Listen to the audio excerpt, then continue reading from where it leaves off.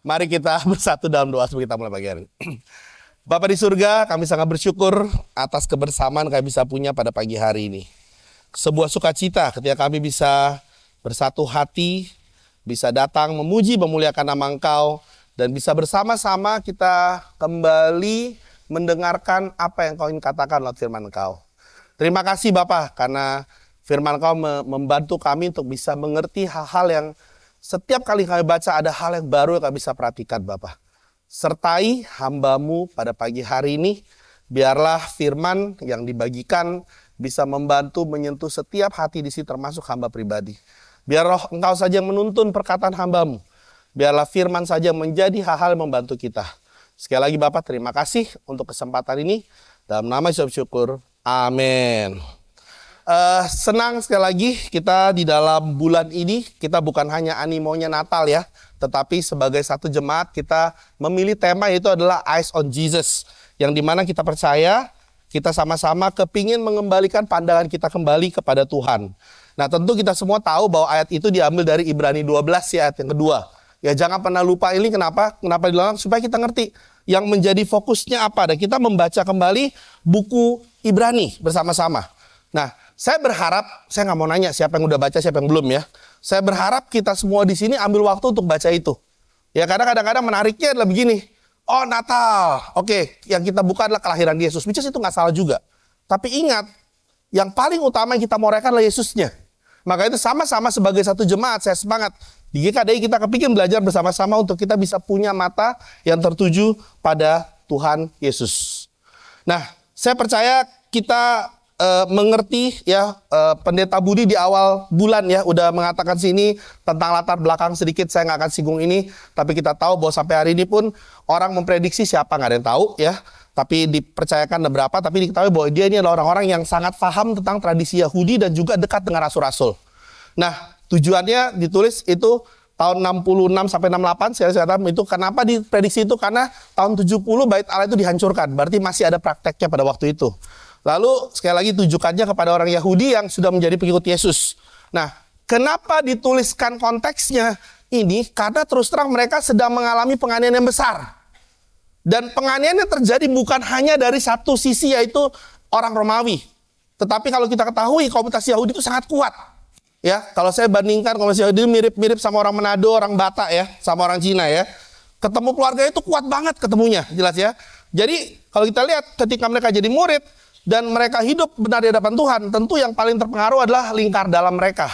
Dan ketika mereka kena kenanian, mereka berpikir, apakah ini memang kehidupan yang saya mau punya? Lalu mereka mulai berbalik kepada, mungkin saya balik aja kepada keyakinan yang dulu saya nyaman, yang dulu menjadi bagian daripada circle saya. Tujuan penulis ini sekali lagi adalah, tolong pastikan kamu tetap tinggal imannya di dalam Yesus. Itu tujuannya.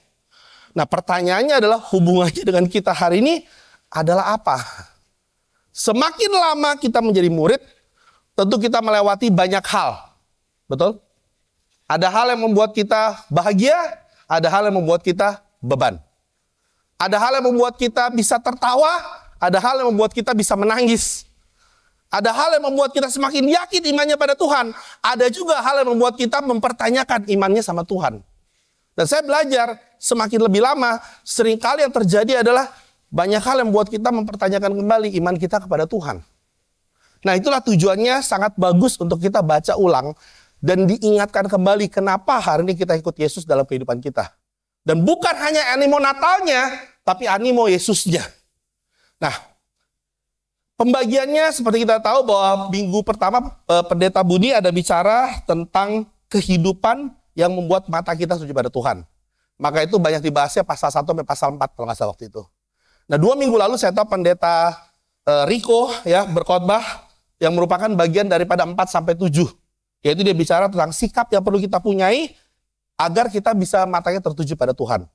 Nah hari ini saya mendapat bagian pasal yang ke-8 sampai dengan 10. Ya kita akan bedah sama-sama. 8 sampai dengan 10. Nanti kalau nggak salah minggu terakhir Pendeta Andre ya yang akan khotbah pasal 11 sampai dengan 12. Nah, judul khotbah saya hari ini diambil dari ayat ini. Dikatakan demikian pula Yesus adalah jaminan dari suatu perjanjian yang lebih kuat. Ibrani 7:22. Tapi Ibrani 8 ayat 6 juga bilang, tetapi sekarang ia telah mendapat sesuatu pelayanan yang jauh lebih agung, karena ia mendapat menjadi pengantara dari perjanjian yang lebih mulia yang didasarkan atas janji yang lebih tinggi. Apa maksudnya? Yesus merupakan perjanjian baru. Perjanjian baru yang dibuat untuk menjadi lebih baik. Judul pelajaran saya hari ini adalah Better with Jesus. Better with Jesus. Hari ini menarik karena saya mau tanya sama diri kita sebelum kita mulai ibadah. Apakah kita melihat kehidupan kita bersama Yesus lebih baik? Itu yang kita harus tanya. Karena kita bisa percaya sama Yesus, kita bisa hidup bilang bahwa kita ikut Yesus, tapi dalam hati kita bahwa nggak terlalu baik hidup sama Yesus ini. Ya, banyak tantangan, banyak peraturan, banyak hal yang selalu nggak bisa lakukan. Akhirnya kita kehilangan pandangan hidup lebih baik dengan Yesus. Nah, hari kita akan belajar kenapa perjanjian baru itu lebih baik. Ini kita akan lihat sama-sama, betul ya? Dari pasal 8 sampai dengan 10. Kenapa? Apa yang Tuhan mau tunjukkan di dalam hal itu? Karena kita sudah terbiasa dengan pandangan perjanjian baru, perjanjian lama, perjanjian baru, perjanjian lama, gitu ya. Tapi kita nggak melihat lagi apa yang membuat itu lebih baik. Sudah siap semua di sini? Mari kita lihat apa yang membuat lebih baik yang Tuhan tunjukkan. Dikatakan Ibrani 8 ayat 1 sampai 2, inti segala yang kita bicarakan itu ialah kita mempunyai imam besar yang demikian, yang duduk di sebelah kanan takhta yang maha besar di surga, dan yang melayani ibadah di tempat kudus, yaitu dalam kemah sejati yang didirikan oleh Tuhan dan bukan oleh manusia. Yang menarik adalah Tuhan mengatakan imam tinggi ini yang namanya Yesus, dia ini adalah imam yang beda dengan imam-imam lainnya. Tentu udah dibahas banyak ya. Nah yang menarik Tuhan bilang, dia akan berada di satu tempat yang tinggi, yang maha besar, bahkan di sebelah kanan saya. Dan dia akan masuk ke dalam kemah yang didirikan oleh saya pribadi. Bukan oleh manusia di dalam bait Allah. So apa yang membuat itu lebih baik? Yang pertama adalah, it's a personal thing. Ya. Menjadi lebih baik karena Tuhan yang mendesain secara pribadi siapa itu Yesus. Tuhan yang mendesain secara pribadi di mana Yesus harus berada. Tuhan yang memilih sendiri, ini anak saya yang saya kirimkan sebagai hal yang pribadi buat saya. Kenapa ini sangat penting? Karena pada waktu itu mereka hidup di dalam satu perjanjian yang mereka harus melakukan yang namanya aturan. Mereka harus melakukan bahwa ada ini petunjuk. Tapi yang terjadi mereka kehilangan pandangan tentang bahwa ada pribadinya Tuhan. Ada personal thing yang Tuhan mau mereka lihat dalam kehidupan itu. Pertanyaannya, kenapa Tuhan mau campur secara pribadi dalam perjanjian yang baru ini? Betul ya? Kalau kita lihat baik-baik, dikatakan pasal 8 ayat 8 sampai 9 dia bilang, sebab ia menegur mereka ketika ia berkata, sesungguhnya akan datang waktunya. Demikian firman Tuhan, aku akan mengadakan perjanjian baru dengan kaum Israel dan dengan kaum Yahudi. Bukan seperti perjanjian yang kuadakan dengan nenek moyang mereka pada waktu aku memegang tangan mereka untuk membawa mereka keluar dari tanah Mesir. Sebab mereka tidak setia kepada perjanjianku dan aku menolak mereka. Demikian firman Tuhan. Ketidaksetiaan bangsa Israel. Ketika mereka menangis minta keluar dari tanah perjanjian mereka. Diberikan satu tanah perjanjian yang luar biasa. Dalam satu perjalanan yang seharusnya singkat. Mereka nggak setia, akhirnya mereka muter-muter. Itu alasan pertama kenapa Tuhan bilang butuh perjanjian yang baru. Butuh personal touch kehadiran saya kembali. Lalu dia katakan juga bahwa ketidaksetiaan kaum Yehuda kan tulisannya. Kenapa? Mereka mulai hidup di dalam satu aturan. Ingat waktu mereka masuk ke tanah perjanjian, Yosua pastikan, Musa pastikan mereka mengerti bagaimana Tuhan mau. Tapi ketika mereka ada perjanjian, mereka menikmati hasilnya. Apa yang mereka lakukan? Mereka tidak setia. Mereka dibilang jangan nikahi, tapi mereka nikahi juga. Jangan lakukan, tapi mereka lakukan juga. Bayangkan baik-baik.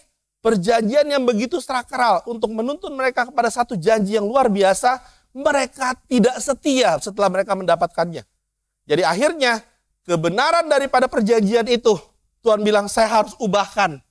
Supaya mereka mempunyai pandangan yang benar tentang kebenaran akan saya. Maka itu dia kirimkanlah secara pribadi. Yaitu adalah siapa? Yesus sendiri. Saya nggak tahu tentang kamu, tapi pertanyaannya hari buat kita semua di sini. Kita pegang kesetiaan dengan Tuhan itu serius gak? Coba tanya baik-baik kita. Tahun ini, tahun 2024, kita memegang kesetiaan kita sama Tuhan itu serius gak? Karena kata kesetiaan hari ini sudah menjadi kata yang sifatnya umum. Tuhan katakan, dia memandang secara pribadi kesetiaan itu di dalam kehidupan kita. Makanya dia bilang, saya kepingin mengubah perjanjian itu supaya mereka mengerti betapa pentingnya kesetiaan pribadi untuk kita punya sendiri. Saya mau tanya kita semua, betapa hari ini kita bisa melihat bahwa Tuhan itu adalah Tuhan yang pribadi dalam kehidupannya. Nah, tahu nggak seberapa pribadinya Tuhan lakukan? Ini saya baca, ini saya bilang luar biasa. Kalau kita baca baik-baik, Ibrani 8, ayat 10-12, lihat apa yang Tuhan lakukan secara pribadi. Dia bilang gini, ayat 10, maka inilah perjanjian yang kuadakan dengan kaum Israel sudah waktu itu. Demikian firman Tuhan. Aku, dia kata, secara pribadi akan menaruh hukumku ke dalam akal budi mereka. Bayangin, Tuhan secara pribadi taruh hukumnya dia. Dia bilang, dan menuliskan dalam hati mereka. Aku akan menjadi Allah mereka, dan mereka akan menjadi umatku. Apa sih bro esensinya? Esensinya adalah begini. Dulu kalau mereka ingin dengar apa perkataan Tuhan, imam harus bacakan buat mereka. Dikumpulkan di bait Allah. Diajarkan. Jadi hanya melalui perantara siapa? Imam. Tapi Tuhan bilang, no, saya nggak mau itu lagi. Saya mau secara pribadi. Maka itu dia kirim Yesus. Tujuannya hari ini supaya apa? Supaya kita semua bisa ambil waktu untuk dengerin secara pribadi apa yang Tuhan katakan. Buku Korintus katakan yang sempurna sudah datang. Apa itu? Hari ini setiap kita punya firman Tuhan. Pertanyaannya, kita ambil firman Tuhan itu secara pribadi atau tidak? Karena mereka kehilangan perspektif akan bacaan-bacaan yang imam berikan pada mereka bahwa Tuhan berkata. Hari ini sebagai Kristen, kita bisa kehilangan perspektif bahwa Alkitab adalah perkataan Tuhan. Karena kita tidak melihat lagi betapa personalnya Tuhan mau bicara ke dalam kehidupan kita. Tahu yang menarik apa? Ayat 12, ini yang luar biasa. Secara personal dia bilang, sebab aku menaruh belas kasihan terhadap kesalahan mereka. Dan tidak lagi mengingat dosa-dosa siapa? Mereka. Karena bagi Kristen kita pengampunan dosa itu adalah hal yang biasa ya. Oh iya, kita kan diampuni, betul ya? Tapi Tuhan katakan, ini satu hal yang sifatnya personal buat saya. Ya, saya nggak akan ingat lagi. Artinya apa? Saya akan ampuni apa yang memang mereka sudah lakukan. Mengapa? Karena Tuhan bilang, ini adalah umat saya yang personal buat saya. Saya akan lakukan ini karena saya betul-betul mengasihi mereka. Mereka harus melihat hal yang baru yang akan terjadi. Pertanyaannya hari ini, betul nggak kita menempatkan hubungan pribadi kita sebagai satu yang personal dengan kita dengan Tuhan? Tanya baik-baik, hubungan kita dengan Tuhan itu satu yang personal nggak? Atau sudah menjadi rutinitas? Kristen kan harus baca Alkitab ya. Ya, Kristen kan harus berdoa ya. Kenapa? Karena kan ada kulturnya, ada doa grup, berarti gue harus doa pribadi. Apa sih yang kita lost? Yang kita lost adalah personal touch-nya dengan Tuhan dalam kehidupan kita. Saya mau tanya hari ini, seberapa seriusnya kita baca firman agar kita bisa punya pengertian yang benar? Coba tanya baik-baik. Seberapa seriusnya saya baca firman supaya saya bisa punya pengertian yang baik dan benar? Karena Tuhan bilang, saya yang pribadi mau tuliskan itu. Jadi ketika Tuhan mau tuliskan, pertanyaan kita ambil waktu nggak untuk mendengarkan dan memastikan? Yang lebih luar biasa lagi dia bilang, saya mau pastikan mereka mengerti bahwa dari hati yang saya mau berikan. Seberapa seriusnya hari ini saya membaca firman sehingga itu mempengaruhi hati saya. Coba tanya baik-baik. Seberapa seriusnya hari kita baca Alkitab dan itu mempengaruhi hati saya. Pergumulan seringkali semakin lama jadi Kristen, kita gunakan Alkitab itu tuh untuk apa? Untuk pengetahuan kita. Tapi akhirnya nggak masuk ke dalam hati. Karena itu bagus sebagai satu pengetahuan yang perlu kita punya. Tapi tidak lagi membantu hati kita hari ini. Pertanyaan kita semua adalah, apa sih hari ini yang perlu kita lakukan supaya kita betul-betul mengambil hubungan dengan Tuhan itu sebagai satu hal yang personal? Tanya baik-baik. Saya percaya setiap kita di sini, kita ada di sini karena satu masa kita punya hubungan yang personal sama Tuhan. Kita excited, betul ya? Istilahnya kita, wow Tuhan, gue mau ikut lu karena gue merasakan personal itu. Nah, jangan sampai perasaan itu kamu punya 20 tahun yang lalu. Ini yang menakutkan sebenarnya. Kalau itu kita punya 20 tahun lalu, we have a big problem. Karena kenapa? Berarti kita kehilangan personality itu sama Tuhan. Kita kehilangan waktu yang spesial itu sama Tuhan. Saya mau ajak kita semua di sini, jangan membiarkan hubungan kita menjadi satu hal yang ritual. Amin. Apa yang dikatakan di pasal 10? Dia bilang, kalau kamu mengerti itu personal, saya suka ini. Dia bilang, karena itu marilah kita menghadap Allah dengan hati yang tulus, ikhlas, dan keyakinan yang teguh. Oleh karena hati kita telah dibersihkan dari nurani yang jahat, dan tubuh telah dibasuh dengan air yang murni. Bapak, Ibu, teman-teman sekalian, Tuhan hari ini sudah membasuh. Dia bilang hati kita yang jahat itu. Lewat kematian dia. Tubuh kita sudah dibersihkan dengan yang murni, dia bilang. Tanggung jawab kita lah yang memastikan bahwa kita perlu memastikan bahwa kita senantiasa menghadap Tuhan dengan hati yang tulus dan membangun iman kita dengan teguh agar personal itu tidak hilang dalam kehidupan kita. Kehilangan keinginan untuk menjadi lebih mirip seperti Kristus itu terjadi ketika kita kehilangan personal touch kita dengan Tuhan. Ketika kita kehilangan personal relationship kita dengan Tuhan, kita mulai lihat sekeliling, kita mulai membandingkan. Itulah yang terjadi dengan bangsa Israel pada waktu itu. Mereka kehilangan hubungan dengan Tuhan sehingga mereka kehilangan pandangan mereka tentang siapa Yesus dalam kehidupan kita. Amin. Mari kita sama-sama waktu untuk berubah, boleh ya? Pastikan bulan Desember ini kita ambil waktu betul-betul memastikan hati kita tulus. Jangan sibuk mikir hadiah apa yang saya perlu pastikan saya berikan dari hati. Ada amin? Amin lagi. Jangan sibuk memastikan kamu mikirin hadiah apa yang perlu diberikan dari hati kamu. Ada amin lagi. Ngerti maksudnya ya? Kadang-kadang kita sibuk mikir, apa yang dia berasa ini tulus ya. Kita nggak mikir apa dalam kehidupan kita harus pastikan tulus sama Tuhan. Sebegitulah koruptor kita hari ini. Ketika kita masuk bulan Desember. Amin. Saudara change bareng-bareng. Oke? Nah, berikutnya. Mengapa perjanjian baru lebih baik ya daripada perjanjian yang sebelumnya? Dikatakan memang Ibrani 9, perjanjian yang pertama juga mempunyai peraturan-peraturan untuk ibadah dan untuk tempat kudus buatan tangan manusia. Tuhan mendesain perjanjian pertama yang mereka terima di Gunung Sinai menjadi bagian daripada apa? Ini loh kalau kamu mau tahu Tuhan, karena mereka hidup di tengah Allahnya Mesir, betul ya? Jadi berikan caranya begini, ketetapannya begini, mau kudus begini. Ayat 9 dia tekankan begini, itu adalah kiasan masa sekarang. Sesuai dengan itu dipersembahkan korban dan persembahan dia tidak dapat menyempurnakan mereka yang mempersembahkannya menurut hati nurani mereka. Dikatakan gini, perjanjian yang pertama itu semua itu kiasan. Dia bilang, kalau sekarang itu nggak bisa menyempurnakan. Artinya itu menjadi satu ritual, satu tradisi yang kamu lakukan. Nah, apa artinya? Kenapa perjanjian baru lebih baik?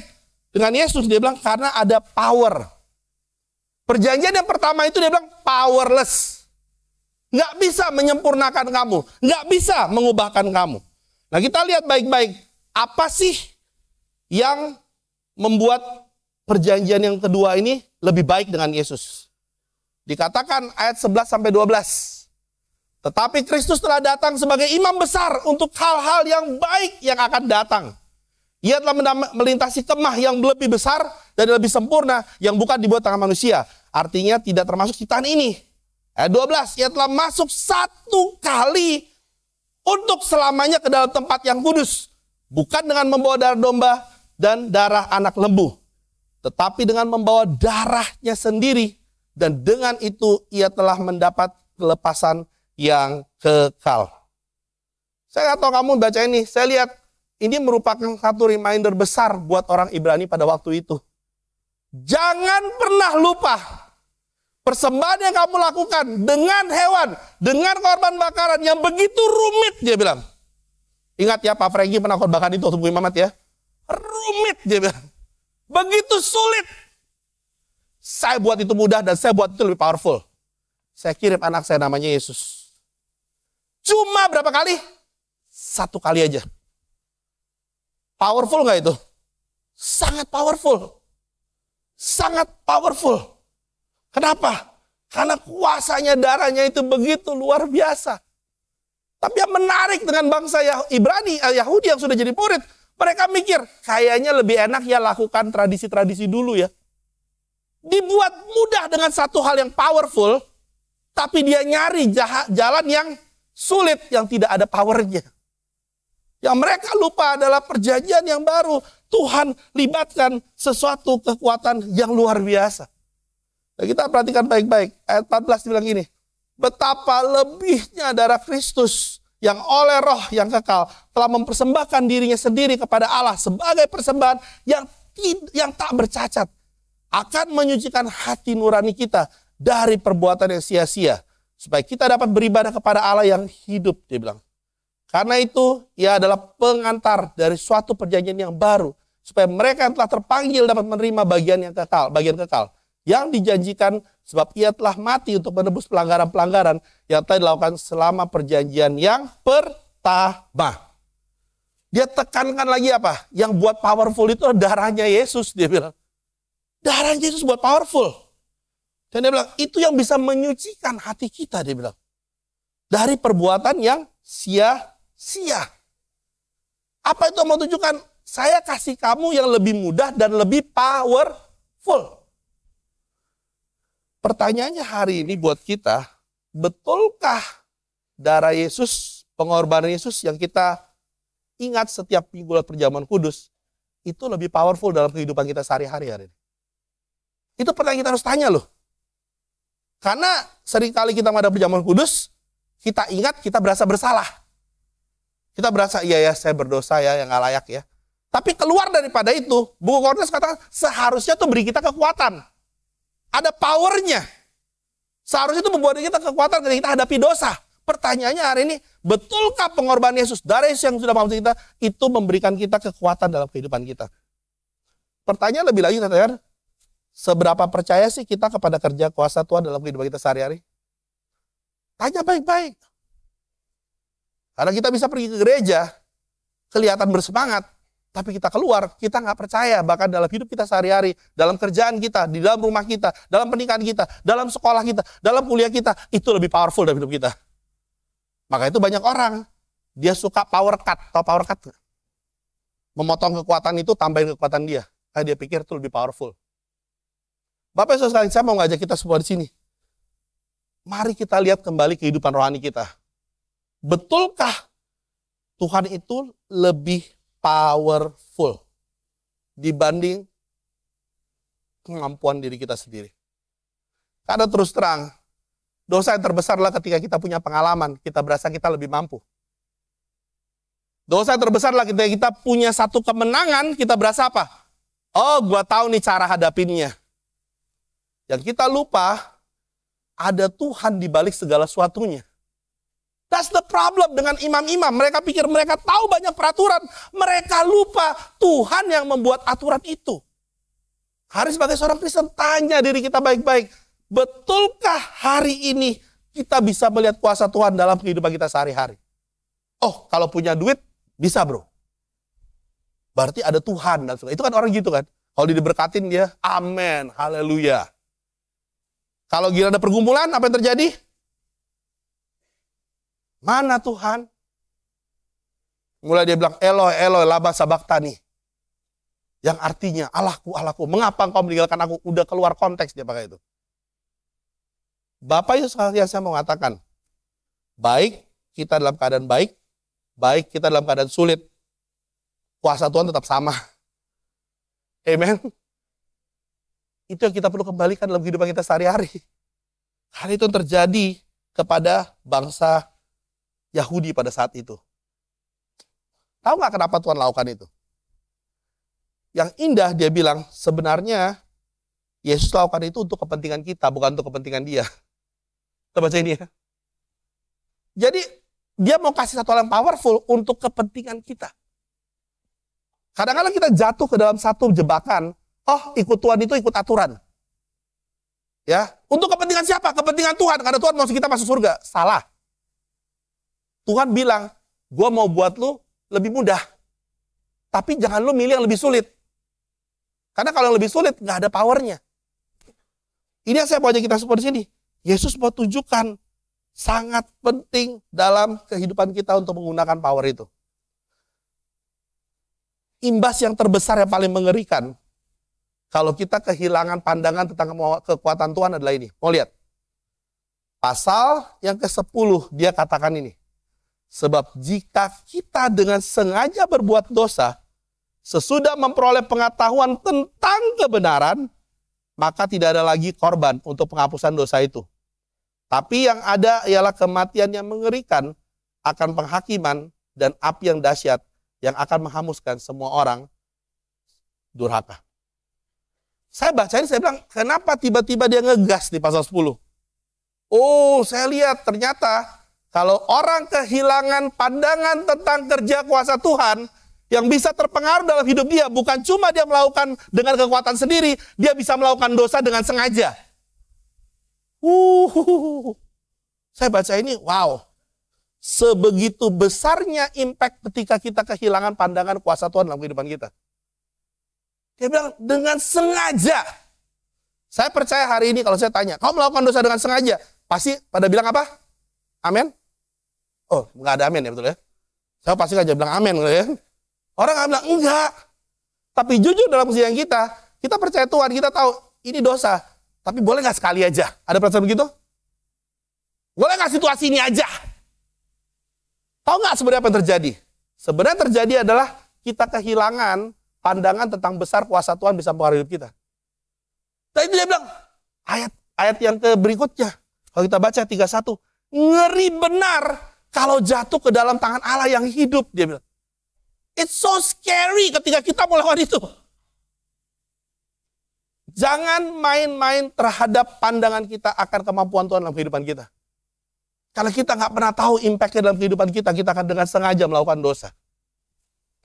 Nggak peduli kita masih coba kenal Tuhan, kita masih muda, kita perlu dengan pengalaman, tidak peduli.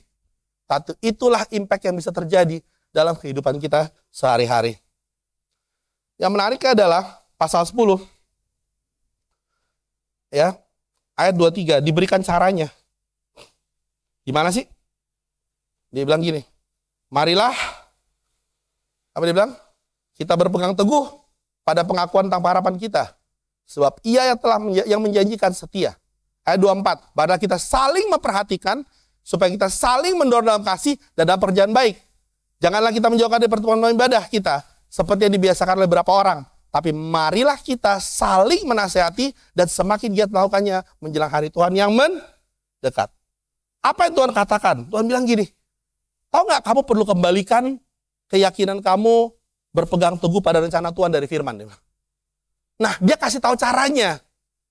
Karena kita udah keras hatinya, udah sengaja, dia bilang gini, yang perlu dilakukan adalah saling memperhatikan dalam fellowship, supaya kita bisa mendorong dalam kasih dan dalam pekerjaan baik. Itu yang pertama. Tahu nggak, kita diberikan jemaat, kita datang, atau diberikan perkumpulan grup kecil, tujuannya untuk memastikan kalau hati kita udah keras, atau hati kita jangan sampai keras. Karena Tuhan mau kita pada masa itu untuk mengerti, kita butuh orang lain. Itu yang dia katakan, jangan jauhkan diri, dia bilang. Kamu harus berfellowship, dan mendorong sesama dalam kasih, untuk bisa melakukan perbuatan baik. Yang berikutnya dia katakan, saling nasihati. Ya, kenapa? Karena pada momen itu kamu kadang-kadang udah gak bisa bedain lagi. Karena kamu udah kehilangan perspektif akan kemampuan Tuhan dalam hidup kamu. Dia bilang saling menasehati, dia bilang. Pastikan kamu giat melakukannya. Saya bersyukur saudara Budi bicara tentang pembimbingan. Ada amin tuh kali itu? Amin. Pertanyaannya hari ini, saya excited nggak untuk mau dibimbing? Itu kan pertanyaannya kan? Karena kalau kita nggak excited, mungkin mulai ada tanda-tanda kita lebih percaya pada kemampuan kita. Lebih daripada kuasa Tuhan dalam kehidupan kita. Tuhan mau memberikan upaya yang besar dalam kehidupan kita. Ketika kita memastikan kita betul-betul kembalikan hati kita dalam hidup kita. Saya mau share dikit. Ya, berada dalam ministry remaja ini kadang-kadang ngeri-ngeri sedep. Tahu ngeri-ngeri sedepnya kenapa? Karena seringkali karena saya orang yang berambut putih salah satunya di situ. Perkataan saya bisa dianggap firman Tuhan di sana. Ya, kalau saya kadang-kadang suka ada di anak-anak sini suka mempertanyakan pertanyaan-pertanyaan yang menjebak. Contoh, Om boleh tato nggak? Nah, Om boleh minum nggak Om? Om boleh pacaran nggak Om? Saya harus menjawab dengan hati-hati dari firman Tuhan. Kenapa? Karena mereka ini pinter. Mereka belajar dari bapak ibu mereka juga. Yang suka menanyakan saya, bro, kalau ini gimana bro? Anak saya mau begini gimana bro? Terjadilah koalisi perkataan firman Tuhan di bawah dua pengadilan oleh anak dan orang tua. Ngomongnya begini kalau udah ketemu. Om Alex bilang begini, wah repot. Repot. Ya, karena dia nggak bisa hadapin, dia nanya, Om Alex kasih nasihatnya begini loh. Lebih yang dibawa firman Tuhannya mana? Saya pun akan dihakimi. Dan perkataan saya adalah powerless. Yang saya mau mengajak kita untuk melihat hati-hati. Dan Tuhan bukti ini sama saya di retret tahun ini. Ya, ini retret tahun ini. Amin, Tits. Ya, 200-an orang pergi. Tahu nggak apa yang Tuhan buktikan sama saya? Saya udah share ini. Saya pikir-pikir iya ya. Retret sebelumnya saya pikir, oke, harus ada pembicaraan yang powerful bahwa ini. Yang bicara semua adalah alumni Tits. Mereka bukan full time. Ada beberapa udah jadi full time ya, yang sister. Mereka nggak punya pengalaman gimana mimpin ministry yang besar. Mereka bicara. Langsung ya sign up 50 orang mau belajar Alkitab. Itu kuasa Tuhan. Om Alex bicara 6 bulan, nggak ada yang mau belajar Alkitab. Yang ada takut. Ngerti maksudnya? Saya lihat ini power Tuhan lebih besar daripada kemampuan saya.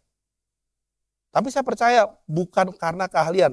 Tapi kalau Tuhan bilang, saya mau mengubahkan, mari kita gunakan kuasa Tuhan dalam kehidupan kita. Ada amin? Makin percaya? Better with Jesus? Mari kita sama-sama ubahkan diri kita. Yang terakhir. Dikatakan di Ibrani 10, dia bilang begini. Dalam hukum Taurat hanya terdapat bayangan saja dari keselamatan yang akan datang. Dia bilang. Bukan hakikat dari keselamatan itu sendiri. Karena itu dengan korban yang sama setiap tahun terus-menerus dipersembahkan. Hukum Taurat tidak mungkin menyempurnakan mereka yang datang mengambil bagian di dalamnya. Dia bilang, hey, kamu yang mau balik ke hukum Taurat, ingat, hukum Taurat ini nggak ada hakikat pada keselamatan, dia bilang. Karena kenapa? Bayangkan kita belajar itu ya, kita udah baca di khotbah itu kan, bahkan tahun lalu. Imamnya yang mempersembahkan korban bakaran, dia sendiri harus berkorban bakaran untuk dosa dia. Jadi yang mempersembahkan belum tentu selamat. Ngerti maksudnya? Jadi dia aja harus dipastikan dia selamat. Dikatakan kalau dia masuk ke ruangan maha kudus itu, dia perlu diikat. Karena kalau ada sesuatu yang nggak kelihatan, mulek dia mati ke dalam, nggak gerak-gerak, dia diderek keluar. Mati dia. Kenapa? Berarti dia nggak ada dosa waktu di dalam. Tapi dia bilang nggak begitu. Saya tidak mau rencana itu karena saya mau yang perfect. Yang perfect, yang sempurna, yang akan datang dan bisa membawa keselamatan itu. Itu yang ketiga. Apa yang buat lebih baik? Karena rencana itu perfect. It's a perfect plan. Apa perfect plan-nya? Bukan aturan lagi. Tapi dia bilang ada hal yang sempurna. Apa yang sempurna itu? Ibrani 10. Ayat 5 dia katakan, ia masuk ke dunia. Tuhan bilang, saya nggak berkenan lagi. 3 kali dia katakan. Kepada korban persembahan, korban bakaran. 3 kali dia bilang, nggak berkenan lagi ayat 8. Ayat 6, ayat 8. Tapi ayat kelima dia bilang, Tuhan menyediakan tubuh bagi dia yang sempurna itu. Ngerti maksudnya? Jadi kasih warning, hey, korban bakaran itu tidak. 3 kali. Tahu nggak kenapa mereka mau kembali lagi? Karena suatu hal yang ritual itu jadi biasa. Biasa itu adalah ritual buat nyaman, betul? Benar? Kalau kita biasa lakukan sesuatu itu kan nyaman ya. Udah biasa. Saya belajar makin berusia, yang makin sulit lakukan adalah mengubahkan hal yang biasa lakukan. Ya, saya nggak tahu kamu, tapi saya pernah lakukan ini. Biasa ada rutin pagi ya. Pagi kita lakukan sesuatu, mandi, segala macam. Ya, kita pergi kantor, betul? Coba deh sekali-sekali kamu ubah. Pagi itu kamu harus pergi kemana? Saya pernah lakukan itu. Saya pernah pergi, saya ada janji ke tempat yang saya setempat. Karena rutin saya pagi, itu saya pergi, setelah saya melakukan itu saya pergi ke satu tempat, yaitu Menara Kuningan. Saya pernah waktu saya sampai Menara Kuningan, saya duduk. Saya ngapain hari ini ya? Janjinya ternyata di selatan Jakarta. Saya udah bodoh. Tapi saya sadar satu hal, rutinity membuat kita nyaman dalam hidup kita. Hati-hati, ke gereja bisa buat kita nyaman loh. Hati-hati. Ya. Ke dalam PDG buat kita nyaman. Kenapa? Karena kita diperhatiin, diteleponin. Kamu datang ya. Diumumin ya, betul ya? Beneran. Kenapa? Karena itu jadi comfort. Segala sesuatu yang kita lakukan bertahun-tahun itu bisa di-comfort. Yang kita kehilangan adalah perfection daripada rencana itu. Kenapa? Kesempurnaan yang Tuhan berikan dalam hidup itu. Ini yang saya mau tanya hari ini. Apakah kerohanian kita hari ini sudah menjadi ritual bagi hidup kita? Oh, saya harus surfing. Oh, saya harus datang gereja. Oh, saya harus ketemu sama brother sister. Akhirnya itu jadi ritual. Dan akhirnya itu membuat kita kehilangan tujuan yang jelas tentang Tuhannya sendiri, rencana Tuhan di balik itu. Jadi kalau ada masalah, kita bilang, kok nggak jalan? Karena kenapa? Karena kita kehilangan perfection daripada rencana itu. Menjadi tujuannya kepada comfort daripada kehidupan kita. Pasal 10. Ditekankan ayat 9, dia bilang gini, sungguh aku datang melakukan kehendak-Mu. Yang pertama dihapuskan, supaya menegakkan yang kedua. Karena kehendaknya inilah kita telah dikuduskan satu kali untuk selamanya oleh persembahan Yesus Kristus. Dia ingatkan, yang menguduskan kamu adalah Yesus sekali doang. That's how perfect the plan is. Tapi ya 12, tapi ya setelah mempersembahkan hanya satu kali karena dosa, ia duduk untuk selamanya di sebelah kanan. Siapa dia bilang? Allah. Ayat 14. Sebab oleh satu saja ia telah menyempurnakan untuk selama-lamanya mereka yang dikuduskan. Perjanjian yang baru lewat Yesus adalah perencanaan yang sempurna. Kesempurnaan itu terjadi karena memang Tuhan bilang, this is the plan, this is the perfect one. Nggak bisa kamu gantikan dengan yang dulu kamu lakukan. Hari ini buat kita pertanyaannya lagi nih, masih nggak kita melihat rencana Tuhan adalah perfect plan dalam hidup kita? Harus tanya baik-baik. Ya, bagi kita udah lama, masih nggak kita ngelihat rencana Tuhan itu perfect plan? Atau sudah menjadi satu hal yang biasa? Ya sudah, lakukan itu. Bagi kita di sini yang belajar Alkitab, masih nggak kita ngelihat bahwa firman yang kita sedang pelajari itu adalah perfect plan buat hidup kita? Atau kita melihat dari pengalaman saya sih nggak begitu ya. Kita mulai menggunakan wisdom kita sendiri yang tidak membuat kita melihat kepada perfect plan itu. Bapak Ibu Saudara sekalian. Ayat 15, dia tekankan ini menarik, dia bilang. Dan tentang hal itu, Roh juga memberi kesaksian kepada kita. Sebab setelah ia berfirman, inilah perjanjian yang akan kuadakan dengan mereka waktu itu. Ia berfirman pula, aku akan menaruh hukumku. Ditekankan lagi, saya yang akan lakukan itu. Dalam hati dan menuliskan dalam akal budi mereka. Aku jangan dosa lagi, dosa dan kesalahan mereka. Ayat 18 ini. Jadi apabila untuk semuanya ada pengampunan, tidak perlu lagi dipersembahkan korban. Karena apa? Dosa. What a perfect plan. Perfect plan-nya adalah tidak ada lagi. Ya. Memasukkan perfect plan itu, kita butuh membiarkan Tuhan menuliskan itu di dalam pikiran kita dan hati kita. Itulah kenapa setiap pagi kita punya waktu sama Tuhan. Membiarkan Tuhan menuliskan itu. Supaya kita ngerti, oh iya ya, plan-nya it's perfect. Apa yang perlu kita lakukan dalam responsnya? Ibrani 10 ayat 35 sampai 36 dan 38 sampai 39 tekankan ini. Dia bilang yang pertama, jangan lepaskan kepercayaan kamu. Bapak Ibu sekalian, kita semua di sini ada satu perjalanan untuk kita bisa percaya sama Tuhan hari ini. Amin. Saya tahu ada perjuangan yang kita lakukan.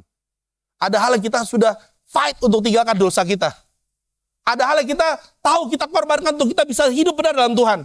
Jangan lepaskan keyakinan itu. Jangan. Dia bilang karena besar upah yang menanti kita semua di sini. Untuk kita bisa melihat perfect plan itu kita butuh ketekunan, dia bilang. Supaya kita bisa mengerti kehendak Tuhan, the perfect plan di dalam kehidupan kita. Dan kita bisa memperoleh janji itu dalam kehidupan kita. Saya mau kita berterima kasih dan betul-betul bangga sama PYWD. Boleh tepuk tangan buat mereka ya. Mereka punya alasan untuk menggunakan kemampuan mereka sama pengalaman. Tapi saya ngerti, memastikan mengikuti perfect plan itu gak gampang. Punya semangatnya gak gampang. Saya menghargai, baik di antara kita di sini, kita hidup berjuang dari dulu sampai sekarang. Tadi saya lihat Darmawan maju ke sini. Dia lupa, dia bukan di belakang layar, dia di depan pintu karena dia asyir. Benar, dia tahunan, dia bilang di belakang layar. Enggak, dia di depan, paling depan. Kan di pintu paling depan kan, sebelum ke panggung kan. Tapi lihat dia jadi murid dari dia SMP kelas 1. Betulan. Itu saya melihat perfect plan. Lalu dia bilang apa lagi? Dia bilang, tetapi orangku yang benar akan hidup oleh iman. Dan apabila mengundurkan diri, maka aku tidak berkenan kepadanya. Sebab kitalah bukan orang-orang yang mengundurkan diri dan binasa, tapi orang yang percaya dan beroleh hidup. Dia bilang, kalau kamu mengerti betapa perfect plan itu, kamu gak akan mengundurkan diri karena kamu tahu kamu hidup dalam iman. Hari ini menarik, banyak, ada berapa di sekitar sini? Kita bergumul, ada satu terjadi, kita bilang, saya mengundurkan diri jadi murid ya. Emang kamu pernah diangkat? Sampai kamu harus mengundurkan diri? Saya mau kata semua, jangan mengundurkan diri. Oke? Sekali kita masuk dalam perfect plan itu, yang perlu kita lakukan adalah bertekun. Sekali kita masuk, kita pastikan bahwa kita percaya, sehingga kita bisa memperoleh hidup itu. Ingat Tuhan bilang apa? Dia memberikan upah yang besar. Amin. Jadi marilah kita kembalikan lagi perfect plan dalam kehidupan kita. Amin. Kita rayakan Natal, kita lihat it's a perfect baby. It's a perfect setup. Tapi itu semua adalah for a perfect plan. Pertanyaannya hari ini, masih gak kita bisa lihat perfect plan itu? Saya lanjutin aja ini. Oke? Saya ke atas salah. Oke. Ini ada quote menarik. Saya nggak tahu siapa dia bilang. Tuhan punya rencana sempurna untuk kita. Dan menariknya dia bilang dia nggak pernah lakukan semua sekaligus. Dia bilang dia lakukan selangkah demi selangkah. Karena dia ingin ngajarin kita untuk berjalan dalam iman. Bukan dengan melihat. Apa yang membuat bangsa Israel, bangsa Yahudi pada waktu itu nggak bisa lihat? They cannot see. Tuhan lagi ajarin dia melangkah dalam iman. Selangkah demi selangkah. Kadang-kadang itu yang terjadi dalam hidup kita. Ketika kita mengalami kesulitan, sebenarnya Tuhan lagi ngajarin, saya lagi ajarin kamu selangkah. Selangkah. Supaya kamu belajar apa? Itu loh dalam iman. Ada beberapa kita karena kita biasa self-reliant, apa yang kita mau lakukan? Gue mau semuanya lihat supaya gue figure it out dalam diri gue, sehingga gue tahu apa yang gue lakukan. Dia lupa, kita perlu belajar dalam iman.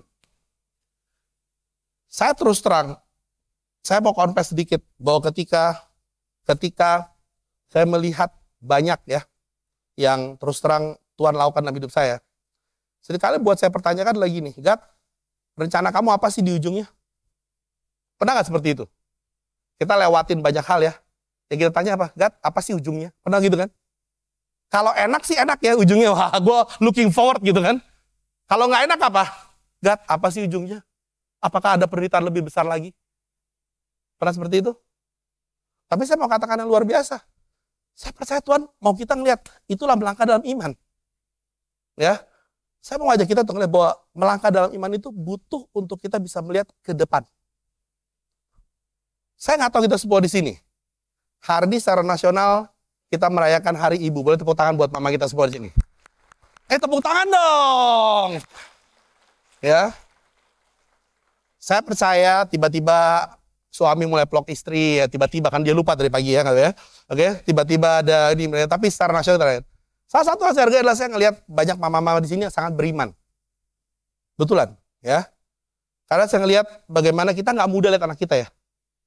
Tapi what we see adalah kita percaya ada rencana yang Tuhan mau lakukan dalam kehidupan mereka. Dan sama, itu yang membuat kita tetap senantiasa beriman. How bad it is, seberapa buruknya itu, kita lihat, ini tetap anak gue akan fight. Sama seperti Tuhan kasih rencana yang sempurna itu sama kehidupan kita. We are imperfect. Tapi Tuhan percaya kita bisa menghidupi perfect plan itu. And that is why kita semua bertekun sama dia. Tuhan tunjukkan saya banyak. Kadang-kadang ada masa di mana saya bilang, mau give up. Capek banget. Gitu ya. Akhirnya ini terus terang, selama 2 bulan terakhir, saya banyak pikir, kayaknya saya kepingin lihat hal yang berbeda. Bukan pindah ya, tolong ya. Nanti ya. Tapi for the 2 months, terus terang Tuhan membuat saya melihat banyak hal yang saya bilang, wow. Ini Tuhan nunjukin rencana yang luar biasa. Ini adalah foto-foto anak-anak kita yang jadi murid dan dibaptis selama 2 bulan terakhir. Ya. Saya ngelihat setiap foto ini, saya cuma bisa bilang, wow. Saya ngelihat ini adalah perfect plan. Ada ada satu anak di sini, saya mendapat kesempatan untuk kenal kakeknya yang sudah almarhum. Ya, baca Alkitab pagi-pagi sama kakeknya di Tanjung Priuk, saya masih ingat. Saya ngeliat anaknya dibaptis, saya lihat bapaknya, saya bilang, pertama kali saya ketemu kamu bersama papamu, dan kamu lagi berantem sama adikmu. Sekarang saya lihat anaknya dibaptis. What a perfect plan. Ya, saya ngelihat di bawah 2 orang yang kenal dari masa kecilnya mereka. Dan mereka nggak pernah pikir mereka akan dibaptis bareng-bareng. Hadiah mereka waktu ulang tahun sehari sebelum dibaptis adalah count the cost. Ada yang mau hadiah ulang tahunnya count the cost? Nggak mau. Ya kan? Nggak mau. Count the cost enak aja. Gitu kan? Tapi melihat mereka dibaptis, saya bilang, wah luar biasa. Minggu lalu, ini kembarannya Om Darmawan. Ngelihat Om Dudiman di situ yang mengabdikan dirinya 15 tahun membantu anak-anak remaja. Anak pertama yang dibaptis jadi murid. What a perfect plan. Apalagi sebelah kanan ini keluarga yang dulu kita kenal, keluarga Pratama. Ingat ya, saya melihat satu persatu cucu mereka jadi murid. What a perfect plan. Bapak Ibu sekalian, saya nggak tahu seberapa sering kita melihat perfect plan itu happening kok. Cuma kadang-kadang kita salah fokus, kita mau lihat apa yang kita mau lihat. Kadang-kadang bisa terjadi, tapi kita melupakan apa yang Tuhan melakukan hidup kita. So, saya berharap hari ini kita semua melihat kembali dari pasal 8 sampai 10 bahwa it's better with Jesus. Ketika Tuhan memberikan perjanjian baru buat manusia, dia katakan it's better with Jesus. Ada 3 hal yang membuat itu lebih baik. Yang pertama adalah karena it's a personal things with God. Tuhan yang lakukan itu secara pribadi. Amin. Yang kedua, there's a power. Ya, ada kekuatan luar biasa mengampuni. Yang bisa menghapuskan dosa kita. Yang ketiga, it's a perfect plan. Ya, ini harus membuat kita semua sama-sama semangat di dalam Tuhan. Amin. Mari kita kembalikan keyakinan kita pada Tuhan dan mari kita hidup sesuai dengan rencana Tuhan.